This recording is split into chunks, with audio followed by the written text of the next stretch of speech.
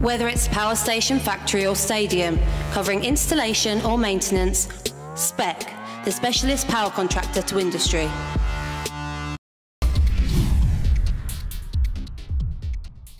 Welcome to Rugby AM. I'm Alex Simmons, joined by Jamie Jones-Buchanan. Jonesy, I've got to say, I want to start today, how excited I am. It's the best bit show, but we've got to talk about the World Cup because it's been epic so far. In some respects, and it's been poor in others. I think it's been pretty good, mate. I've certainly seen up positives, and for me, it's all been about the excitement of the South Sea Island teams, PNG, Tonga, Samoa. I think there's been some real cultural togetherness. Fiji have gone well, really well. Fiji, do you know what? Fiji, for me, outside of the top three, are the best team. But Tonga. We'll come to that. Proof is always in the pudding. But seeing the Tongans, the Samoans come together, pray together, battle each other off in their own individual accas. It was like West Side Story. It was unbelievable. And the PNG crowd have just taken over in Port Moresby, where they just fire themselves out of a cannon and run like big concrete men. And it's been brilliant because I think the PNG guys have brought back the gladiatorial side of rugby league, which is something we miss. And I think 59 missed tackles from the Irish, who played really well, just shows that they were playing at a different intensity than they do in Super League. Would you be fearful for England playing, because it looks like it's going to be England, Papua New Guinea in Melbourne, we'll be there. Are you fearful for England, seeing what we've seen from Papua New Guinea? No, because I think they'll be smart enough, England, to deal with the boys flying out at line and all this disruptive defence that the Papua New Guineans do. They're quite aggressive, and whilst they are very intense, which is the things that you can't coach within players in rugby league, I don't think they're that clued up when it comes to skill, when it comes to game management, and I think that's what lets them down. That said, I think Fiji have got all the ingredients. So you think Fiji, and I think I'm going to go Tonga to make the final. I want Tonga to make the final this year because I was worried about the halves, but the halves have been playing amazing. They look really, really strong. And Michael Jennings is just such a good strike player for feet as second and forward. Tamalolo's doing 80. At loose, and he does not stop his leg drive. He's outstanding. Yeah, he's good. Their biggest weakness, though, is their size for me. I think back end of game, 60, 70 minutes, when they're playing against teams that manage games really well, I think they'll struggle. So far, they've played against teams that are like them or just deficient in size and can't cope with them. But I think Fiji, for me, outside of the top three, have got the game management. They've got the skill that revolves around Jaredine. They've got the size, they've got the strength, they've got the pace. That Uate is just something special. I love watching him as well. And I just think they're going to make the semis again, and who knows? Tonga Fiji final? No chance. No chance. Right then, this is the Best Bits show. We're looking back across a great year in Rugby AM once again. In part two, we've got a full part from the York show. But first up, coming up in part one, Paul Sculthorpe's Hard as Nails.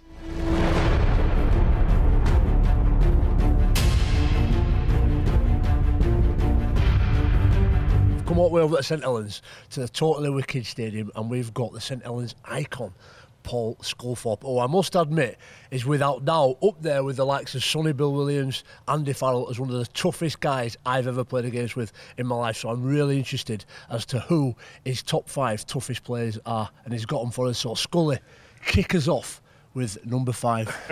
Number 5, I've gone for Ruben Wiki. What, right? Played against Ruben numerous times at international level, obviously for New Zealand, and just an absolute animal. You know, he's the only guy probably who can play prop. Yeah. One year and centre the year after, or the other way around. An absolute animal. And I remember 2000, I come back from injury into the World Cup semi-final against New Zealand. Had an absolute nightmare of a game and just got run over all day by Ruben Wiki. Paul Sculthorpe, oh mate, it is officially the worst game I've ever had, and it was. I never should have played. I mean, I've been out 6 weeks with an hamstring injury, and then come back straight into the semi-final and was completely off the pace, and it didn't help having Ruben facing me. Right, who's your number 4? Number 4, I've gone for Kieran Cunningham. Obviously.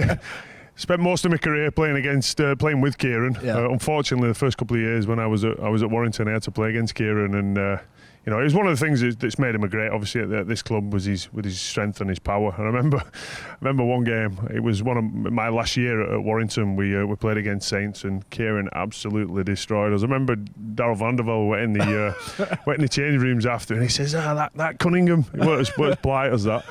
He said he's got his underpants over his shorts. He said, you're making him look like Superman. And I think he did that day. Mate, it was that big wide one, isn't it? It was like he had a big sumo nappy on or something like that, because you just couldn't get your arms around him. He did, but he had the pace as well. Yeah, so true. you know, his leg speed off the mark, and obviously, you know, the damage he did to teams from dummy half. So when you run at you, and you know, equally on defence. All right, Cunningham. So that's one English guy. I'm interested. Who's number 3? 3, I've gone for Gordon Tallis. Wow. Played against Gordon for Australia and for Brisbane. Unbelievable. Just an absolute competitor, and one who, again, just, you know, certainly put his body on the line and put your body on the line as well. You know, he could whack on defence. You know, an unbelievable runner, great pace.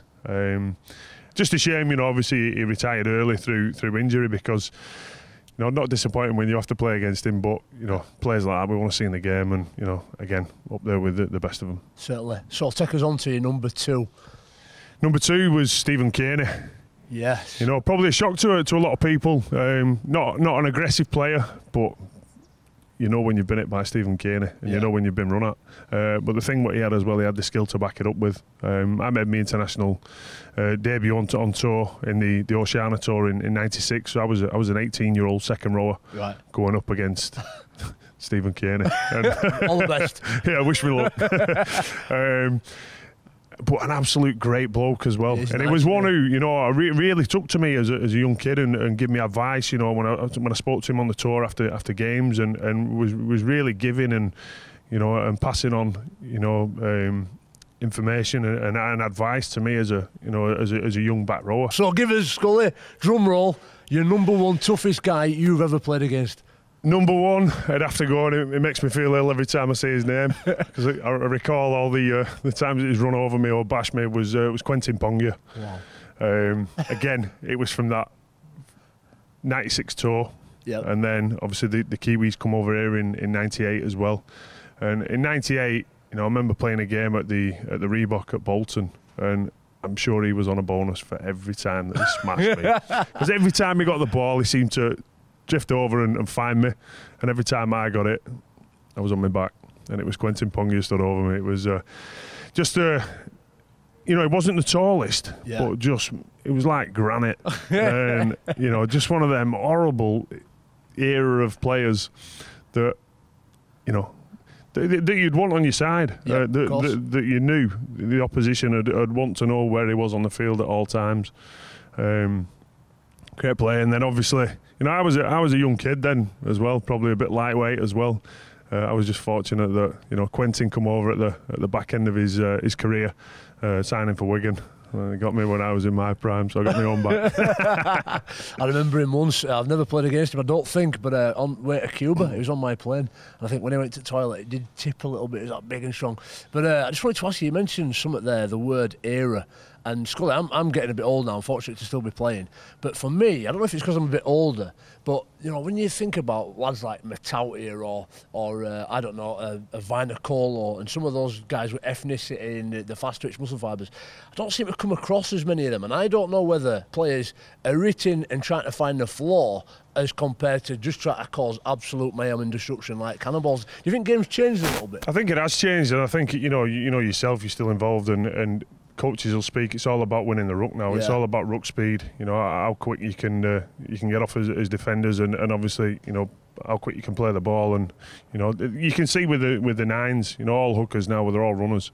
It's all about getting that quick play of the ball and nines jumping and getting on that front foot. And like you say, probably a lot of the big fellas now is a lot of conceding there, a lot of footwork, and I think you're seeing it more and more. The props want to pass. Yeah, of course. I think there's too many of it. Right. I think. You know, still for me, you know, rugby is a game that's played north-south, and it's about getting on top of your opposition and running over people or running through people. For me, there's still too many of the big guys, first options, where can I pass it, who can I put through a gap, and if it's not on, then I'll take it myself. And for me, you lose that momentum, and you know, you look at, I think a lot of this has come from James Graham, but James Graham, it was a natural part of his game, and Jammer's got that footwork and he's got that pace where he can do both. Of course. And I think there's a lot of people, I know, obviously, I think that was a big part of his success in the NRL, because I think you didn't see too many props passing in the NRL. Diversified. And I think he's shocked a few when he's gone over there and he's put the couple of halfbacks through a gap, and they've gone, what's this, a prop passing? And I think he's changed the dynamics of the game. But for me, you know, rugby league is still, it's a north-south game, and about getting on top of your opposition, and you know, in the modern game, you know, get the ball as quick as you can. We've seen it in Saints' performance at Magic this weekend. Yeah, yep. You know, it was a game. You look on the back of Alex Walmsley's go forward, and I think James Roby, it's probably the most influence he's had in a game this year, and it's no coincidence. It's on the back of a great forward pack performance. Whether it's power station, factory or stadium, covering installation or maintenance, SPEC, the specialist power contractor to industry. Whether it's power station, factory or stadium, covering installation or maintenance, SPEC, the specialist power contractor to industry.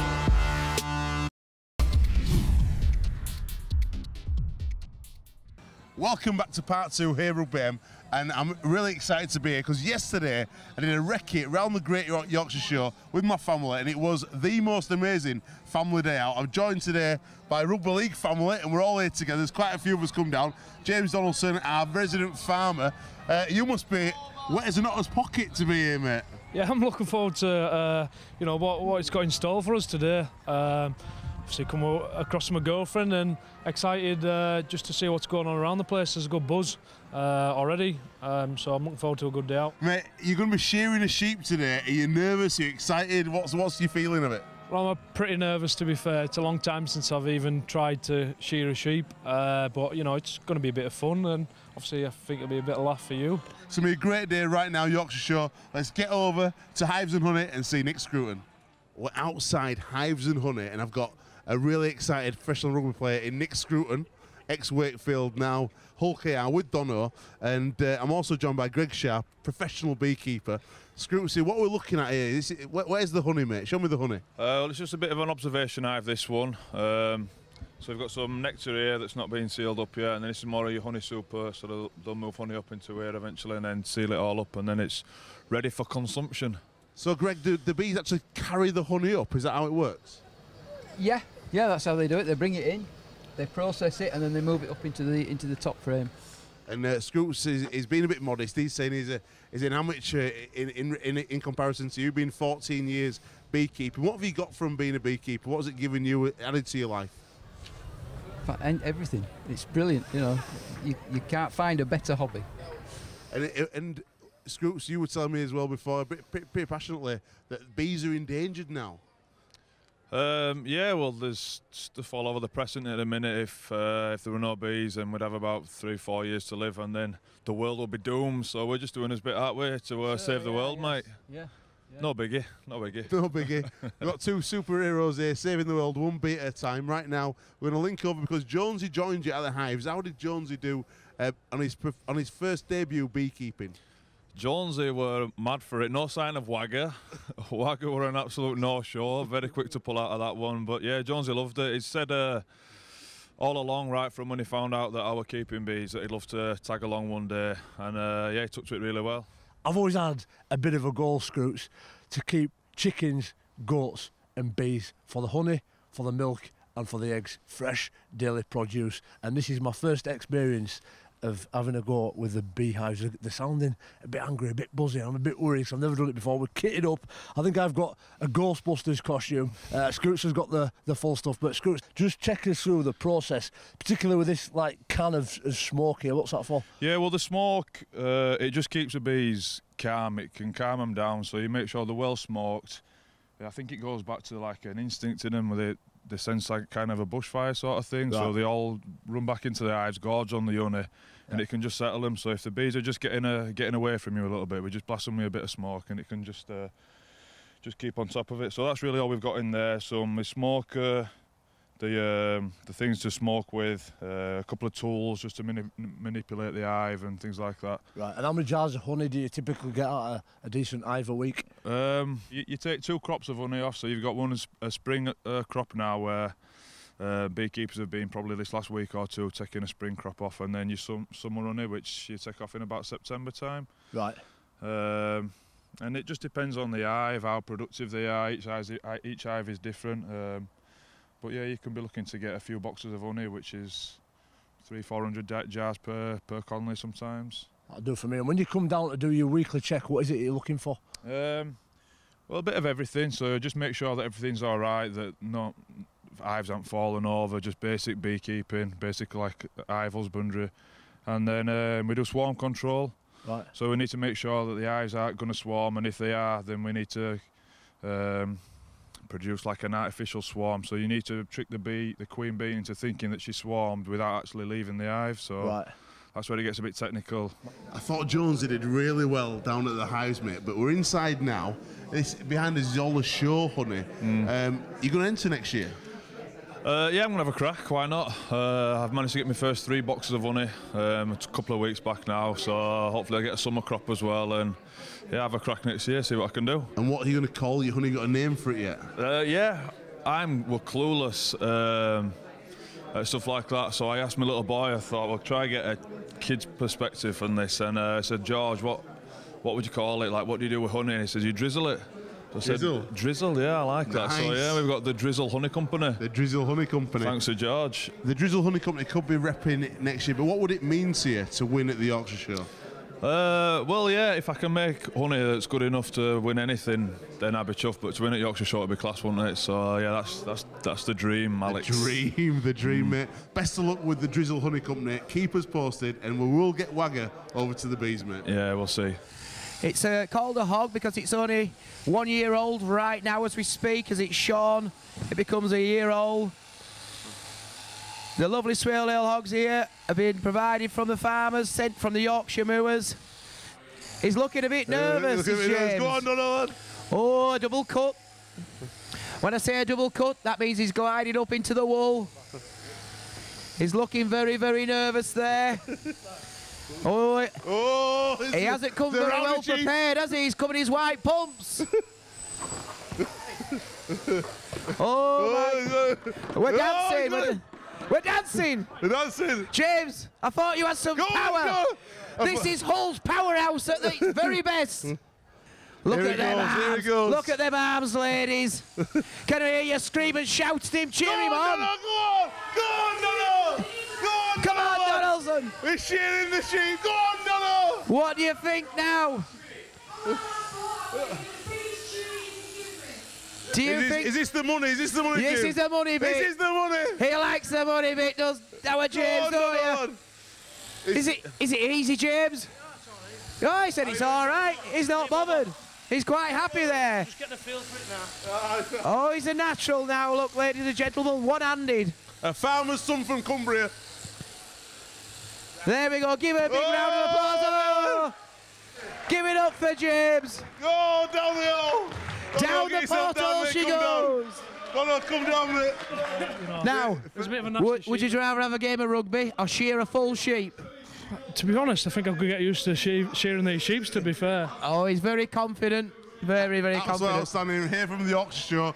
I've got to go to Woman's Pig. Let's get over there to the pig arena, and Donald's done well. Give me a cheer, everybody! I've been roped into it. I'm a little bit scared. You did so well with the sheep, Donald. But it was thrashing around. Did it scare you a little bit? I was a bit rattled a little bit, to be fair. I didn't expect it to be so badly behaved, but I think we pulled it back together and ended up getting it in the end. Mate, these pigs look scary. They're actually running. Pigs are running. I never thought they'd run. We need to find out what we're doing right now. We're going to bring in the main man. He's going to come in and tell us all about what we're doing today. What's your name, mate? My name's Barry Turner. Boys and girls, nice to see you.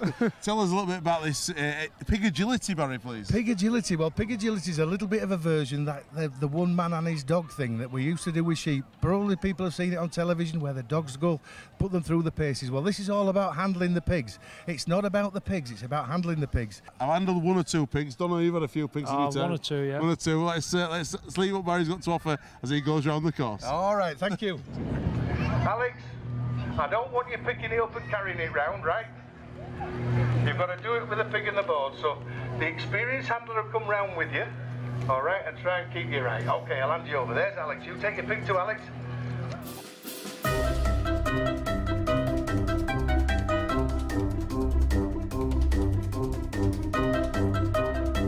He might be fairly quick on his feet, ladies and gentlemen, boys and girls, but I don't think he's going to break the world record of about 1 minute 38 seconds to get round the complete course, is he?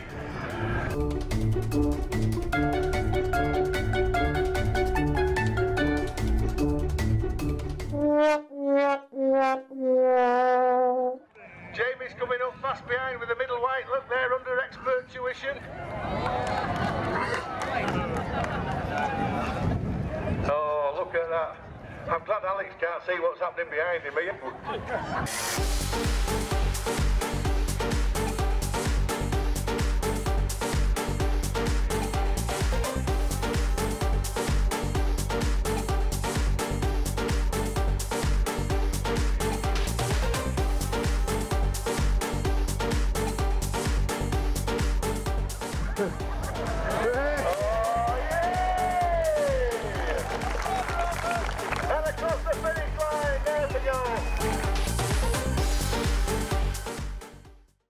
First thing I'm doing when I get home is having a bacon sandwich, and that is for sure. I got completely set up there, Donna. I got a, what like pig? What kind of pig were it? I think it was a bit angry, really. Angry pig, yeah.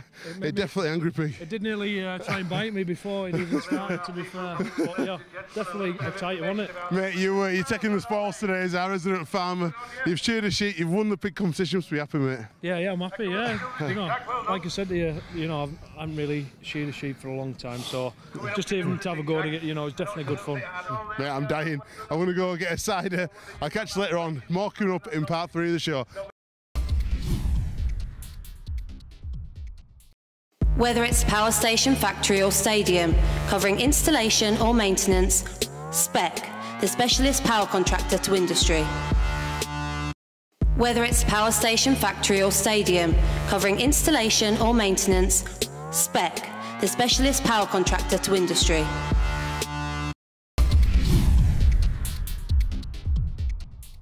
Welcome back to part 3 here, Rugby AM. First up, we're going to go see somebody who smoked chew on a rower when he was 50-year-old Mal Reilly. Yeah, it was a bike. It was an exercise bike. I was quite naive at the time. I didn't quite know the history of Mal Reilly. No, I knew he was a legend. And I got on this bike, and about 10k in, I'm thinking, oh, he's going all right, this fella. I better pick it up, because I'd been coasting a little bit. And by 15k, I'm like, he's going to beat me. And long story short, he beat me. Couldn't believe it. That's Mal Reilly's 1-13, and in part 4, a full part on the Rhinos Challenge Cup 1999 memories. Thanks for watching Rugby AM.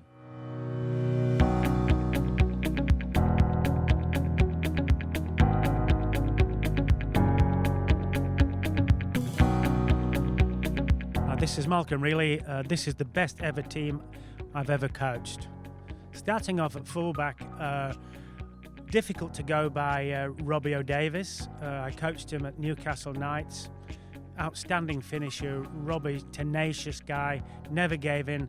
But at Great Britain, I coached a guy called Phil Ford, a Welsh kid, who was also very elusive and played a major part in one of our big wins against Australia. I think we beat them 33-10. Phil was difficult to tackle because he was so elusive, but I'd have to go with Robbie O'Davis from a consistency point of view. On the wing, it was very difficult to go by Martin Offiah. He was along the lines of Ken Irvine. He'd do even time. I think he did even time for 100 metres. So he'd no difficulty tackling people from behind. His strength was his finishing and try scoring. Once again, if he got in an open space, you just put the glasses down, say bye-bye to him, because he was scoring a try. In the centre, it'd be difficult to go past Matthew Gidley, who played for the Newcastle Knights, but came over on a season or two with St Helens. Matthew had great anticipation, terrific football brain, awareness. Alternately, the guy I played with and coached at Castleford, John Joyner, was an outstanding finisher, great leader of men, and in the two, I'd have to say I'd go with John Joyner. The other centre I would have to consider would be Keith Senior and Paul Newlove. Keith was a very robust, huge guy to handle. He was very difficult to tackle, run straight lines, and you know, he'd invariably knock 2 or 3 players off on the way to the try line. But Paul Newlove, who I coached for Great Britain, was also an outstanding centre, played for Featherstone Rovers, good finisher, but in the two I'd probably pick Keith Senior. On the other wing, it'd be difficult to go past Adam McDougall, who I coached at the Newcastle Knights. His nickname was Mad Dog, and he didn't get that for no reason. He was just crazy and very difficult to tackle. But I'd have to throw in also Jason Robinson, who I coached with Great Britain. Jason was he could change direction on a sixpence, terrific finisher. So, you know, for the wingers would be Ofaya and Robinson. The number 6 I coached at international level, and for Newcastle, of course. Matthew Johns was an outstanding player, great vision, kicking game. He complemented his brother at that position. They worked together extremely well. But the player I would have to select as my best number 6 I've coached would be Gary Schofield. Gary had everything.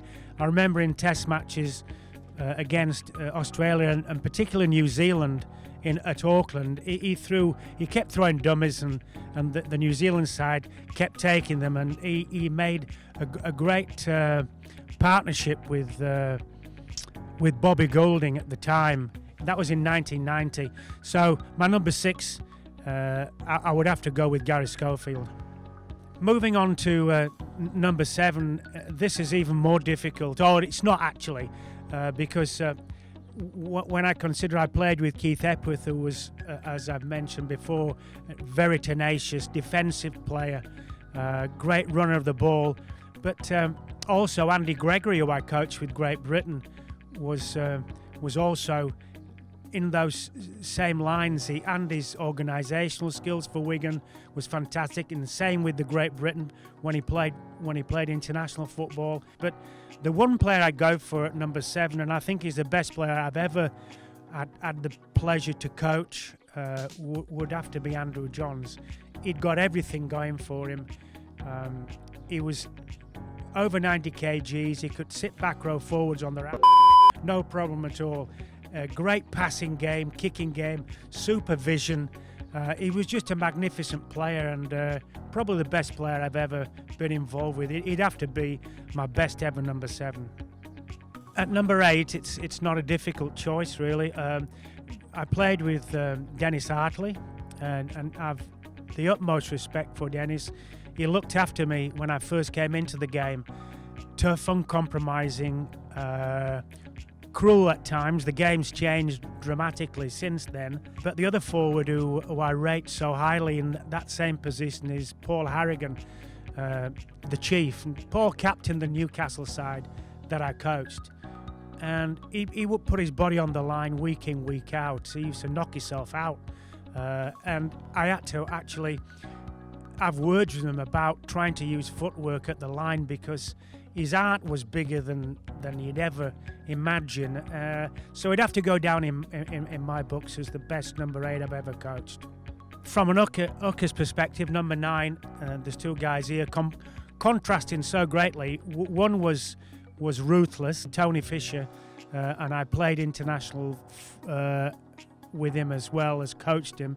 But the player I would select at number 9 would be Kevin Beardmore. Now, Kevin was a little bit like his brother Bob. His support play was first class. He had a great understanding with his brother.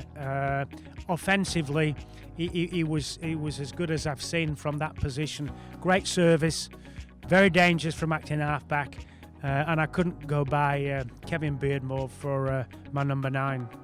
My number 10 would be a split between three very good forwards. Kelvin Scurritt, who I coached at international level. Kelvin was ruthless. He was very direct with his running and really enthusiastic from that position. Tough player and utmost respect for him. Also Lee Crooks, who I coached at the same time. Lee was a little bit different a player than Kelvin. Kelvin was more robust. Lee was a bit more sophisticated with his ball handling, second phase play, and direction, passing game. But they were both outstanding players. But the one player I would go for in my pack would be Kevin Ward. And Kevin was awesome. I mean, I got Kevin from Stanley Rangers as a 19-year-old at his back row forward, and he got on the weights and he just pumped the iron and grew into a 17-stone awesome forward with great second phase plays, offload the ball all the time, did his work. So I'd have to go for Kevin Ward as my best number 10. Okay, for my second row position, the best ever player I coached, it's not an easy one. I'm going to mention four people to start off with.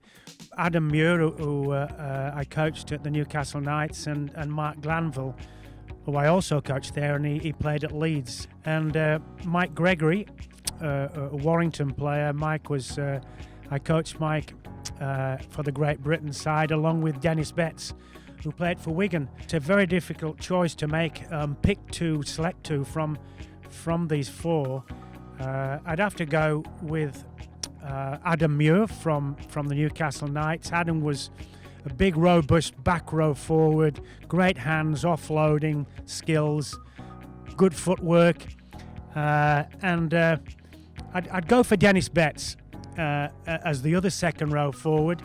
Dennis, I coached at Great Britain level, a formidable back rower, great running game, and they would have complemented each other really well. The loose forward, lock forward, as they call it in Australia, would also be a very difficult position to choose. First of all, Steve Norton, who I coached at Castleford. Steve was very elusive, a great passing game, vision, but I'd have to move on to Ellery Hanley, who I coached at Great Britain level. Ellery and I didn't always see eye to eye over a few issues, but I can't go past him. The guy was so tenacious. He was so tough and unstoppable at times. Mentally, he was one of the most mentally toughest players I've come across, and he would be in the top 3 ever best players I've coached. And that's the 1 to 13 best players I've ever coached. Whether it's power station, factory or stadium, covering installation or maintenance, SPEC, the specialist power contractor to industry. Whether it's power station, factory or stadium, covering installation or maintenance, SPEC, the specialist power contractor to industry.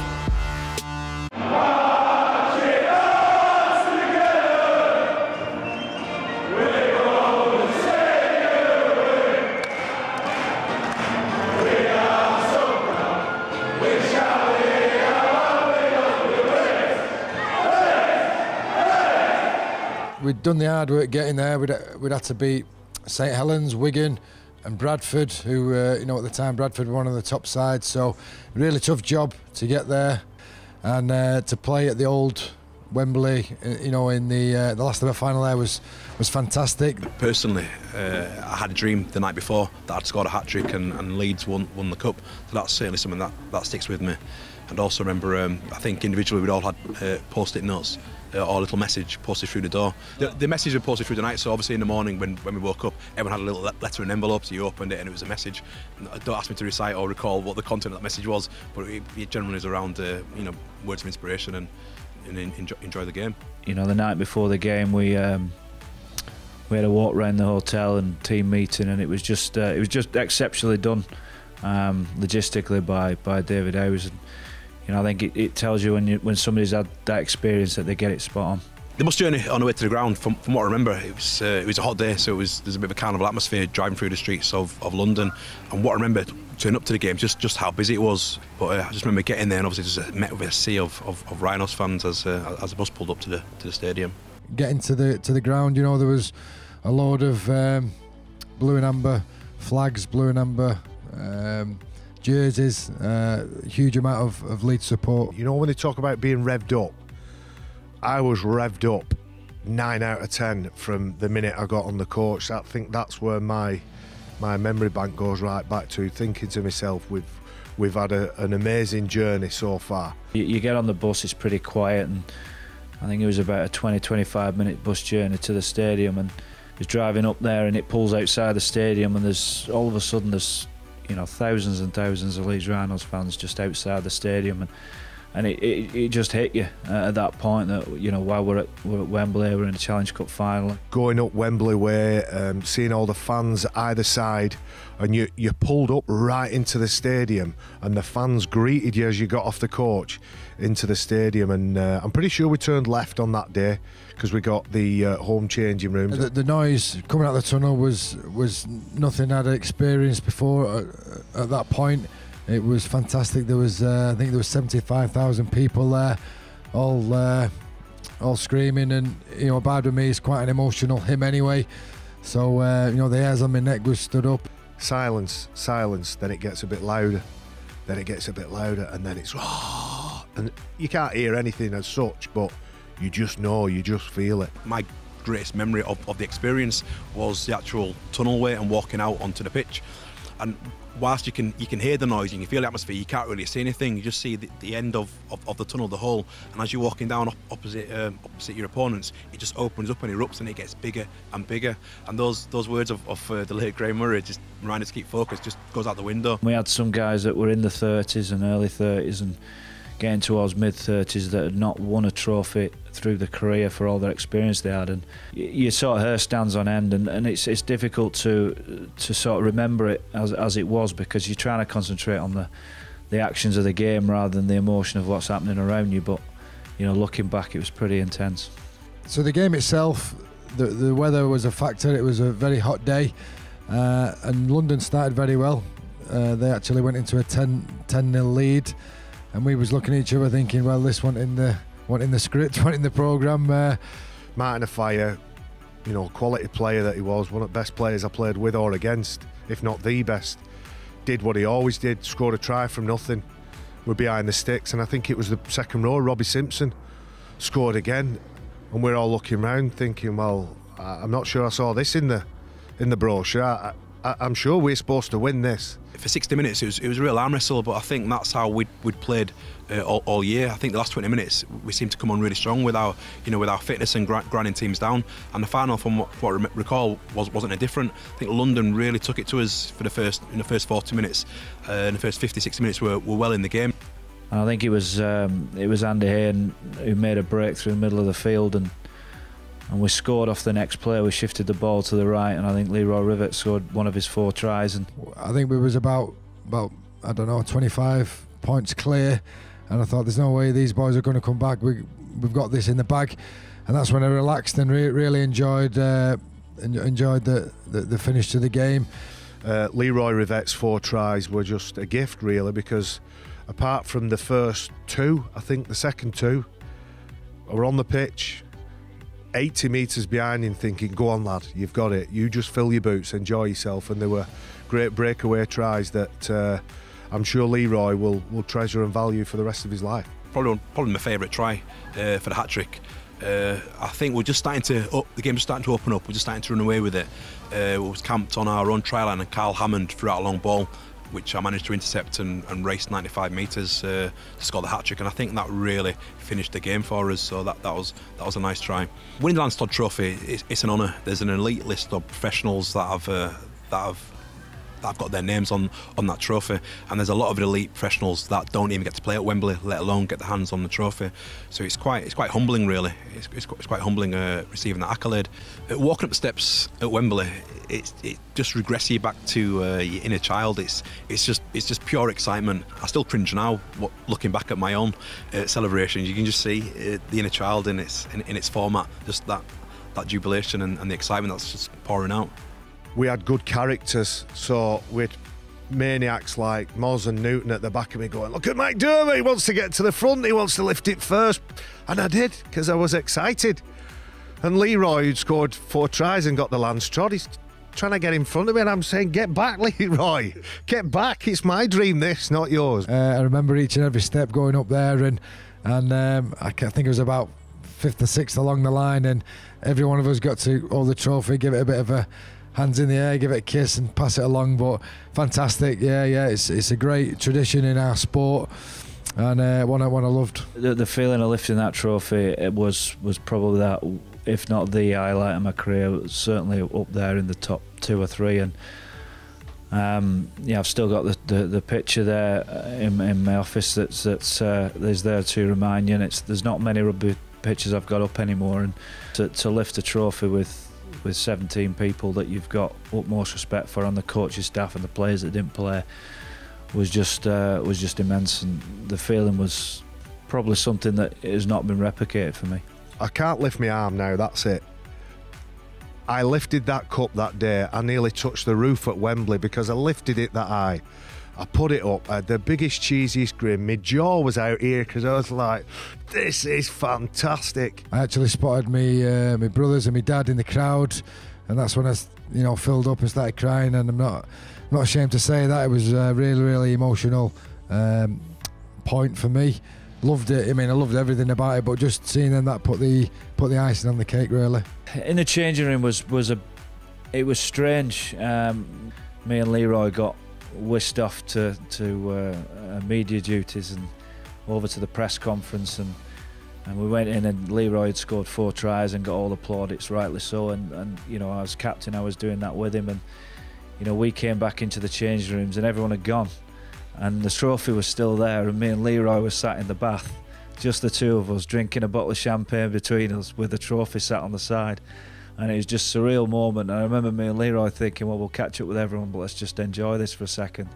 And so it wasn't what I expected it to be, but in a strange way, it was really nice. The party afterwards, I mean, I was only young then, and I was probably the leader of the youngsters who used to go out on a regular basis anyway. Numpty, gullible that I was at the time, and always wanted to do things first with no thought of what if.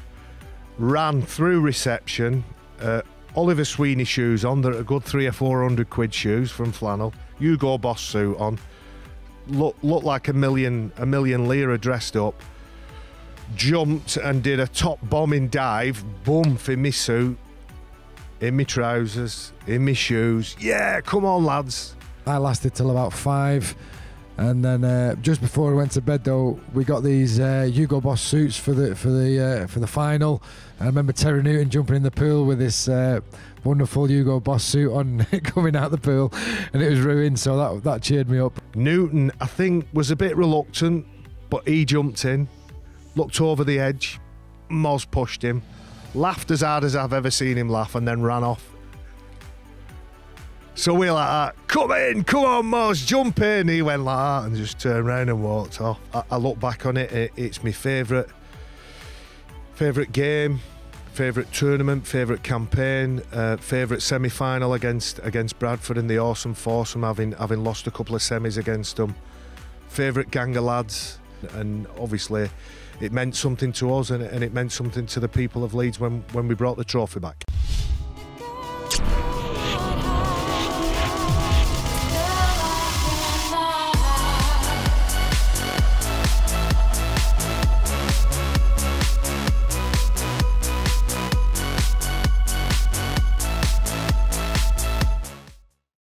Whether it's power station, factory or stadium, covering installation or maintenance, SPEC, the specialist power contractor to industry.